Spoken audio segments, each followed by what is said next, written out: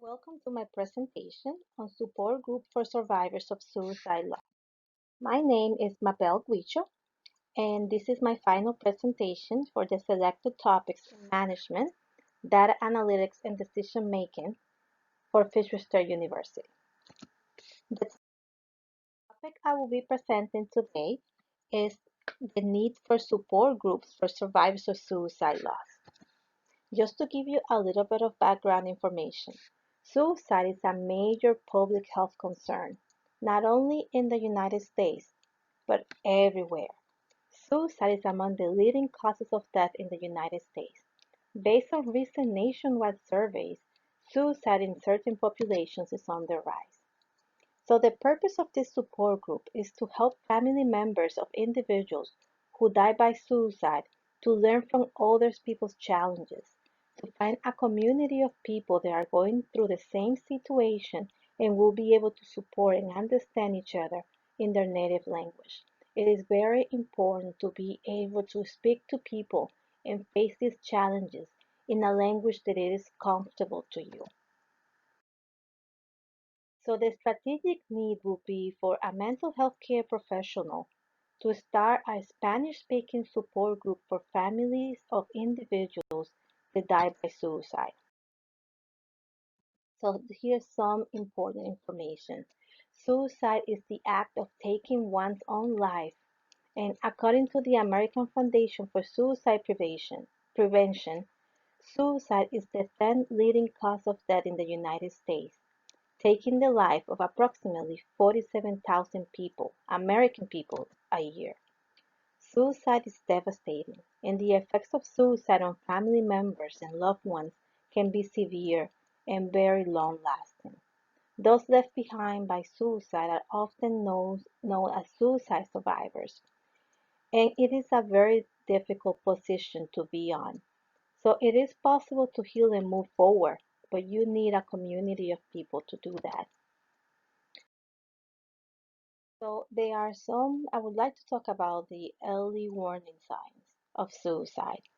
So people that die by suicide often make threats. There is sometimes an increase of alcohol abuse and drug abuse. There is some aggressive behavior. There's a lot of impulsivity and reckless behavior. There are dramatic mood swings, social withdrawal from friends and family and community. And most of the time, this talking, writing, or thinking about suicide. So those are some of the warning signs. So the effect of suicide on loved ones. So learning that a loved one has died by suicide is very traumatic. In addition to feeling the death of somebody that you love, and that death being by suicide, then you also have very, very strong feelings. You have strong feelings of guilt for not preventing the suicide, feeling that you failed that person and that that person maybe felt unloved, and that's why they completed the suicide. Sometimes you feel feelings of anger and resentment towards the person who took their own life. There's feelings of confusion and distress over unresolved issues. Sometimes the people that completed the suicide is a person that was diagnosed with a mental illness, and sometimes that creates a lot of family problems. So the effect of suicide in your loved ones also has a very detrimental effect on life and health of those that survive. You can deal with the passing of somebody because they're sick and it's their time to go. But it's something completely different when that person took their own life. That's why having a support group is so important because you can find a group of people they are going through the same situation and can understand how you're feeling. And together as a community, you can find a way forward. So these support groups are usually available online and they have some in person. The problem is that the majority of the support groups are in English because we are in the United States. So these support groups are for family and friends, and it works in helping connect, in help connecting you with people that have experienced the same effects as you. And it's even better if you can have this community of people in a language that is your native language. You won't need a translator. You are able to express yourself in a language that makes sense to you. So when a person dies by suicide, there's a stigma. And sometimes people feel they are being blamed for not helping that person, and you feel alone and you feel judged, and sometimes you isolate. So that's why the support group is important. It's in your own language, it creates a community, and it's truly, in some instances, a godsend. So I want to talk a little bit about the data. I started just giving you a narrative and just introducing you to the topic of suicide and why it is important to have a support group for survivors of suicide loss. So the data is important because by collecting this data, I can show you why it's needed and the places where it will work and the people that you will be using as participants for this group. So, we need to collect demographic information. We need to collect data on the location of where the group would take place. So if the group is going to take place, let's say in the city of Lawrence, then we would need to know the Spanish population in the city of Lawrence, the suicide rate in the city of Lawrence, or in cities around the Merrimack Valley. Where would you be having this group? And if you are going to have enough people to actually come to the group. And it's important to know, how many people that they have completed suicide were Spanish speaking as well. So, as I have said before, suicide is a public health concern. So the majority of the data could be found in government open data. Why? Because it is happening all over the United States. It's an epidemic, clearly. So the Center for Disease Control and Prevention collects data on suicide. Federal Bureau of Investigations collects data. The Department of Veteran Affairs collects data because, as we know, a lot of veterans are at risk of dying by suicide. SANSA also collects data. There are many other government organizations that are collecting data on completed suicides and attempted suicide because it is rising in the United States. Private data sets are also another source of data collection and information. If we think about nonprofit organizations, private organizations, all these organizations, they have to do with mental health, substance abuse, or just, medical health. All these organizations will collect data on suicide because it affects everybody else. Insurance companies collect data on suicide because of the high utilization of medical resources that people that are affected by suicide start using. They have, the medical, emotional, and behavior concerns are pretty high, and they need to collect that information. Also, state agencies collect information on suicide. In Massachusetts, the Department of Mental Health, the Department of Public Health, and the Department of Health and Human Services collect information on suicide because a lot of our funding also comes from the state of Massachusetts, and it is a mental health concern.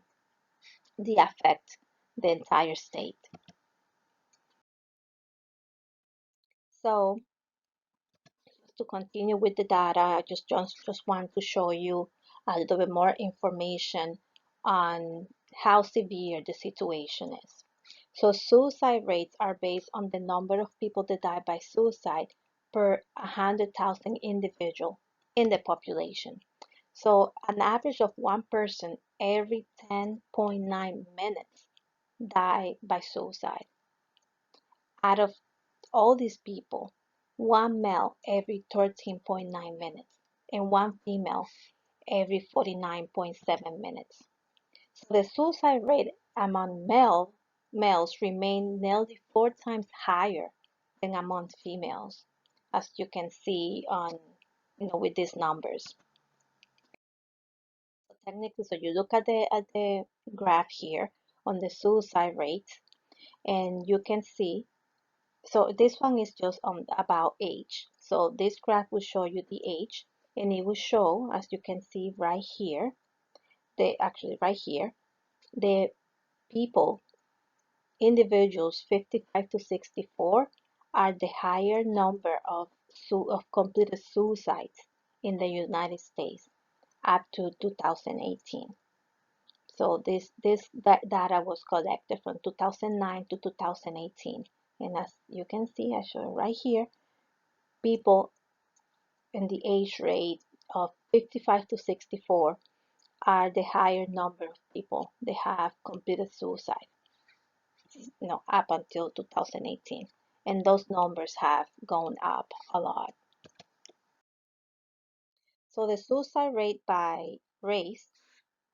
So why is Spanish speaking support group for survivors of suicide loss so important? So as you can see here, so you see right here, this is for non-Hispanics. So this is the higher number. So 33.6 white, I mean not white, but American Indians and Alaska Native. Those are the higher numbers on suicide. That is followed by white non-Hispanics. They are the second higher number. So 28.2%. And that's the rate per 100,000 people on the population. So as you can see, white Hispanics are the third, rated on the third number of people, 11.9. So if 11.9, which is still a very high number of males and 2.8 females die by suicide every year, then the need for a Spanish speaking program is pretty high. So these are some statistics on Massachusetts.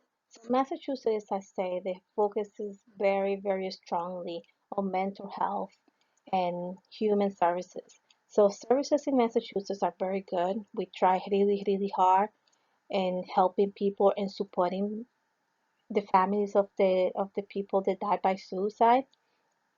So it's important to have these programs to help people. So here in Massachusetts, suicide is the 12th leading cause of death, and an average of one person died by suicide every 12 hours in the state. And as I was mentioning before, the effects of suicide in families, if you see here, you know, is over $1 million a year per death. So that's suicide costs in Massachusetts is a total of 700,000, over 700,000 combined with a lifetime of medical and work loss. And that was just the statistics for 2010. So the effects are not only emotional and behavioral, they are also economic, because once you are suffering through this loss, sometimes you lose your job, sometimes you develop medical conditions, and all that is money, all that is revenue that is not coming into your home, that is not going into the state, that is spending in health insurance.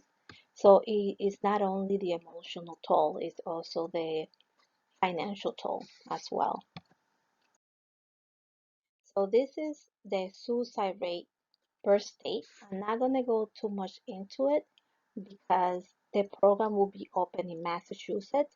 But just to give you like a better idea, Massachusetts is one of the states with the lowest rate on completed suicides in the United States as of 2014. And still, as I showed before, the suicide in Massachusetts is the 12th leading cause of death.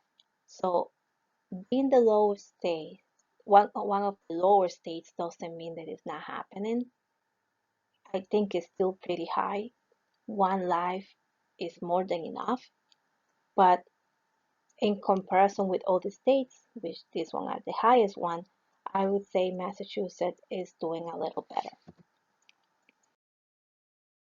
So this is just another graph just showing the statistics of suicide in Hispanics in Massachusetts.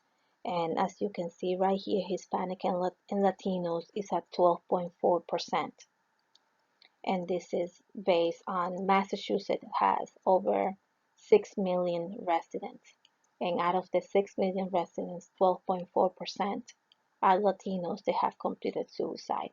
So you can see the need for the support group for survivors of suicide loss for Spanish-speaking family members. Surviving suicide loss, like I mentioned before, is not easy. A recent study suggests that for each death by suicide, at least 135 people are exposed and affected by the death. That is 6.9 million annually. So the number of survivors of suicide loss in the United States altogether is more than 5.4 millions, one on every 61 Americans. And that was in 2018. It is way higher now. It is truly an epidemic. So to create this group, we will need partnerships, and we need to find partners on mental health agencies in the area, the local police and fire department. We need to partner with the major task force and other foundations that support suicide survivors and suicide prevention. Nobody can do it alone. It is a huge job. But the purpose of the group is to get all these people together to get support, to create partnerships, and create a support group in Spanish. They would support people on their own language and they will create a community to avoid some of these long-lasting effects that suicide have on the loved ones of the people they are gone. So, you know, those partnerships will help, find a safe place to have the group, to get some donations for comforting items, get affiliated with local and state agencies, and truly just create connections with the community so people know who we are and they know where to come if they need help. And they will just let other people know where to come. It's very important to create that sense of community. So, predictive analytics, I do believe that data always speaks. I was very concerned about showing the data without giving you a narrative, without showing the story. And I feel like it was important to show the statistics, but it was also important to show the human side of this loss. So thank you for listening. I really hope that this was educational and just keep in mind nobody gets there alone, and one person is more than enough. Thank you so much for listening.